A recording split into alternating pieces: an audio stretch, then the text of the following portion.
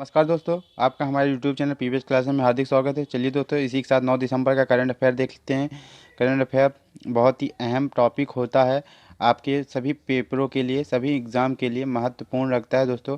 आप current affair से full marks पा सकते हैं। तो देखते हैं 9 दिसंबर का इसी के साथ करंट अफेयर क्या है। पहला क्वेश्चन देखते हैं दोस्तों पहला क्वेश्चन है, पीएम मोदी ने आईआईटी ग्लोबल 2020 समिति को संबोधित किया है। यूएसए द्वारा आयोजित, जापान द्वारा आयोजित, श्रीलंका द्वारा आयोजित। तो बताइए दोस्तों, इसका क्या राइट होगा या इनमें से कोई नहीं।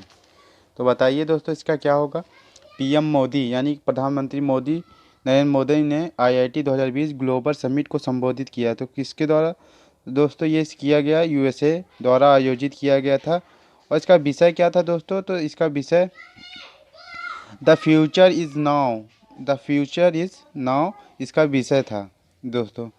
ये पैन आईआईटी यूएसए द्वारा आयोजित किया गया था, पैन आईआईटी यूएसए द्वारा। चलिए दोस्तों, नेक्स्ट क्वेश्चन देखते हैं। नेक्स्ट क्वेश्चन, सशस्त्र सेना दिवस कब मनाया गया? सशस्त्र सेना दिवस 3 दिसंबर, 7 दिसंबर, 6 दिसंबर, इनमें से कोई नहीं। तो सशस्त्र सेना दिवस दोस्तों 7 दिसंबर को मनाया गया। चलिए दोस्तों, नेक्स्ट करंट अफेयर देखते हैं। नेक्स्ट करंट अफेयर क्या, किसको संयुक्त राष्ट्र निवेश प्रोत्साहन पुरस्कार 2020 का विजेता घोषित किया गया? तो बताइए इसका क्या राइट आंसर होगा दोस्तों। Tata capital, Fortune India, invest India, Reliance industry. तो इसका बताइए दोस्तों क्या होगा। किसको संयुक्त राष्ट्र निवेश प्रोत्साहन पुरस्कार, यानी कि दोस्तों जो निवेश करते हैं और संयुक्त राष्ट्र द्वारा इसको सम्मानित किया जाता है। तो 2020 का विजेता कौन था? तो दोस्तों कौन से?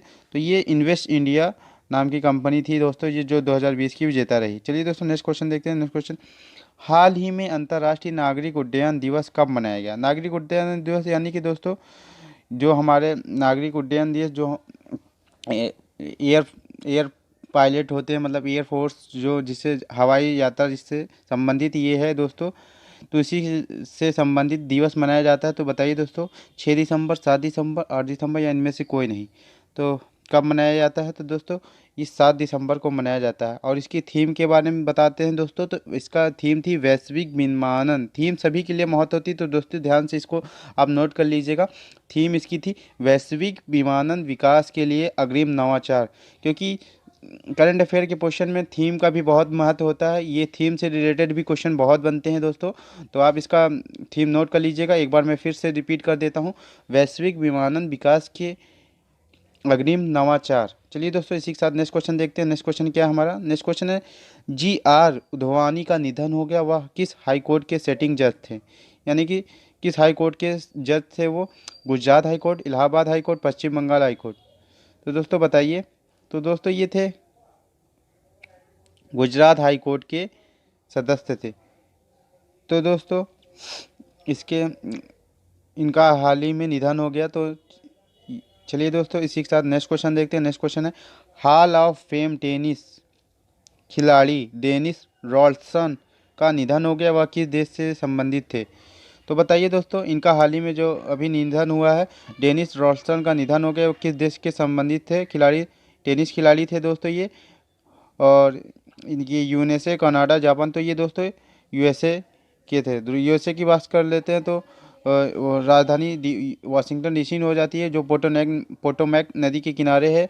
और राष्ट्रपति की बात कर लेते हैं इस समय दोस्तों, तो जो बिडेन यहाँ के मतलब नए राष्ट्रपति निर्वाचित हुए हैं अभी, लेकिन कार्यकाल डोनाल्ड ट्रंप का ही चल रहा है दोस्तों।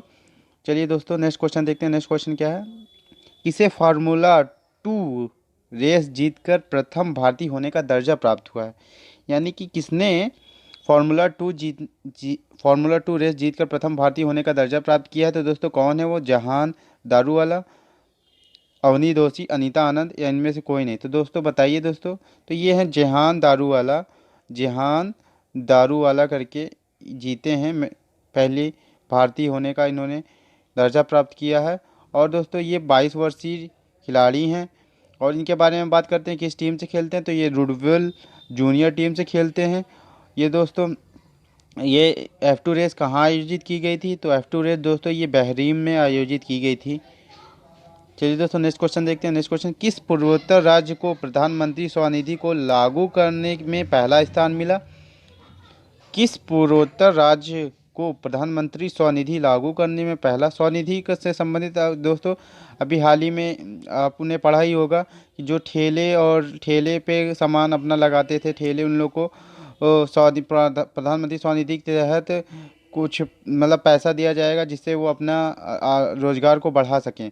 तो ये किस देश ने पहला स्थान प्राप्त किया है? मणिपुर, असम, मेघालय। तो बताइए दोस्तों किसने किया है?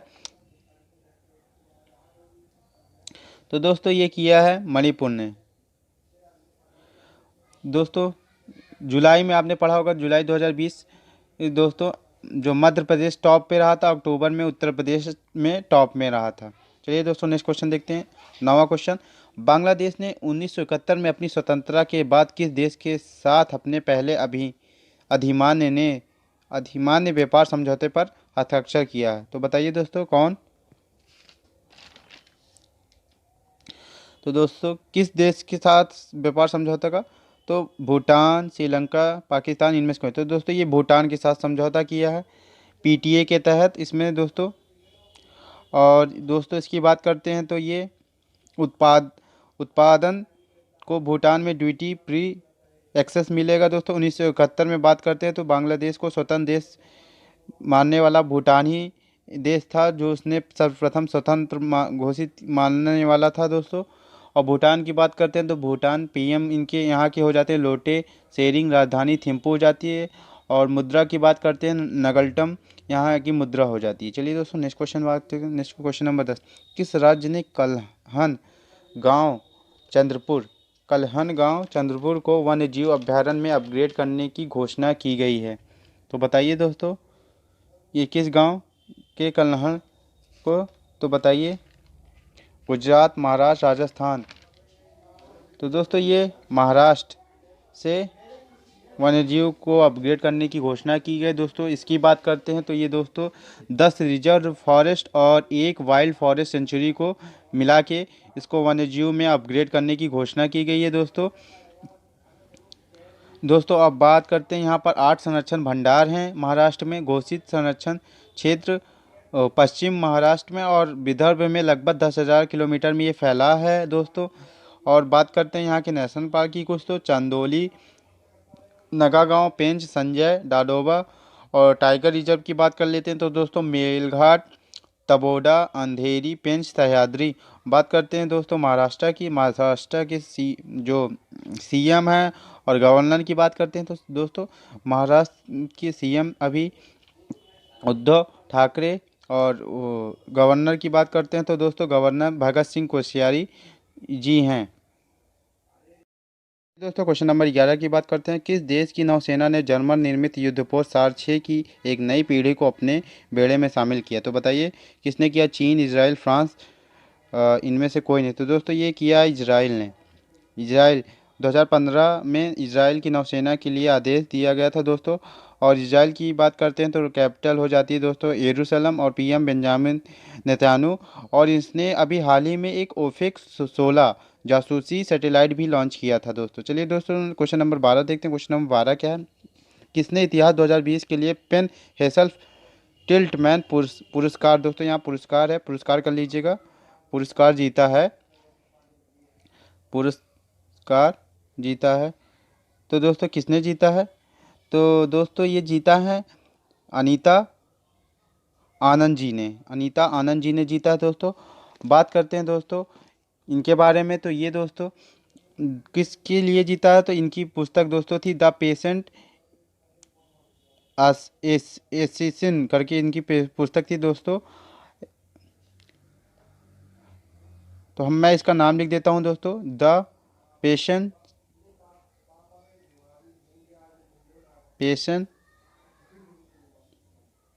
और दोस्तों एसासिन इनकी पुस्तक थी, इसके लिए इनको अवार्ड मिला है। और दोस्तों ये अवार्ड में कितना इनाम मिलता है? तो दोस्तों इस अवार्ड में 2000 पाउंड प्राइज़ मनी है इसकी दोस्तों। 2019 की बात करते हैं किसको मिला था दोस्तों? तो 2019 में एडवर्ड विल्सन ली को मिला था दोस्तों।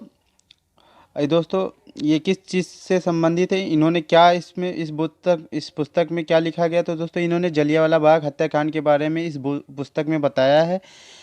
इस पुस्तक की सारी घटनाओं को इन्होंने बताया। और जलियांवाला हत्याकांड दोस्तों कब हुआ था, तो ये 13 अप्रैल 1919 की घटना है। बैसाखी के दिन दोस्तों जब सभी जलियांवाला बाग में सब उपस्थित होते हैं तो जनरल डायर के द्वारा गोली चलाई जाती है और सभी सभी सिखों को मार दिया जाता है। तो उसी के ऊपर इन्होंने एक पुस्तक लिखी, तो इन्हीं को पेन हेसल टिल्टमैन द्वारा पुरस्कार से नवाजा दिया गया दोस्तों। और दोस्तों इसी के तहत 1905 में नाइटहुड की उपाधि रविन्द्रनाथ टैगोर ने वापस कर दी थी, जब ये वाली घटना हुई थी। और दोस्तों उधम सिंह ने 31 मार्च 1940 में जाके उस जनरल ओडायर को उसको मार दिया था दोस्तों। तो चलिए दोस्तों, इससे संबंधित जितनी घटनाएं थी हमने आपसे बता दी, क्या है इसका संबंध, किससे कैसे है। तो नेक्स्ट क्वेश्चन देखते हैं। नेक्स्ट क्वेश्चन, भारतीय पुरातत्व सर्वेक्षण ने हम्पी पर पत्थर के रथ के चारों ओर बैरिकेड्स लगा दिए, हम्पी किस राज्य में?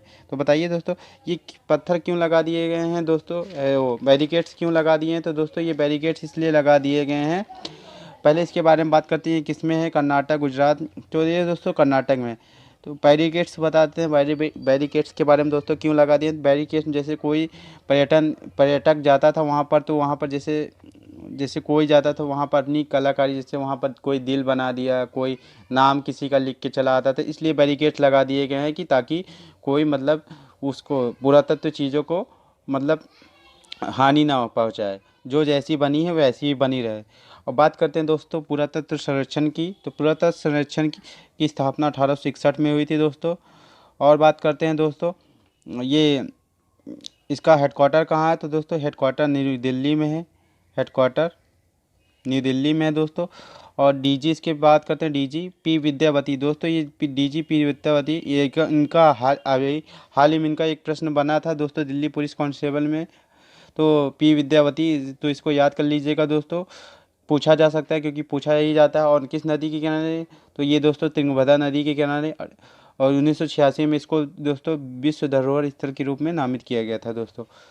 चलिए दोस्तों नेक्स्ट क्वेश्चन देखते हैं। नेक्स्ट क्वेश्चन क्या है, किस राज्य ने 7वें वास में किन कॉन्क्लेव में भाग नहीं लिया? दोस्तों कॉन्क्लेव, 7वें वास कॉन्क्लेव में भाग नहीं लिया, तो दोस्तों बताइए किसने नहीं लिया? बिहार, उड़ीसा, हरियाणा, किसने नहीं लिया है दोस्तों बताइए? तो दोस्तों ये हरियाणा ने नहीं लिया है दोस्तों। इसकी दोस्तों इस वास की कॉन्क्लेव की थीम बात करते हैं तो हाइजीन मैटर इसकी थीम थी दोस्तों। चीफ गेस्ट की बात करते हैं तो विश्वा भूषण चीफ गेस्ट थे। तो ये जल जीवन मिशन के तहत दोस्तों कार्य करता है। 2024 तक हर व्यक्ति को 55 लीटर जल की देने की बात कही गई है दोस्तों। और ये बात करते हैं यूनिसेफ के, तो यूनिसेफ का हेडक्वार्टर दोस्तों न्यूयॉर्क में है, न्यूयॉर्क यूएसए में है। और डीजी इसके हैं दोस्तों हेनरिच एच कोर करके इसके हेड डीजी हैं, डीजी यानी कि महासचिव दोस्तों। भारत में यूनिसेफ के प्रतिनिधि वहाँ पर जो हैं दोस्तों डॉक्टर यास्मीन अली हक हैं। तो दोस्तों चलिए दोस्तों नेक्स्ट देखते हैं, नेक्स्ट क्वेश्चन क्या है। नेक्स्ट क्वेश्चन, जापान का हायाबुसा मिशन, हायाबुसा 2 यहाँ पर कर लीजिएगा दोस्तों, हायाबुसा 2, क्योंकि 2 मिशन थे, एक हायाबुसा 1 जो 2003 में भेजा गया था, हायाबुसा ये दोस्तों 2014 में लॉन्च किया गया था जापान द्वारा। मिशन हाल ही में किन क्षुद्रग्रह के नमूनों के साथ ऑस्ट्रेलिया में सुरक्षित रूप से लौटा है? तो दोस्तों किस? तो ये दोस्तों लौटा है रयुगु के साथ दोस्तों। बात करते हैं जापान एरोस्पेस एक्सप्लोरेस एजेंसी यानी कि जाक्सा, जाक्सा कहते हैं दोस्तों इसको। तो दोस्तों ये कैप्सूल वूमेरा कैप्सूल इसका नाम, जिसका नाम था वूमेरा, ऑस्ट्रेलिया में उतरा है दोस्तों। हाल ही में नासा का भी दोस्तों ओसिरिस रेक्स मिशन अभी 2016 लॉन्च किया गया था। और हायाबुसा के बारे में आपको बता दिया, 1 जो 2003 में भेजा गया था दोस्तों।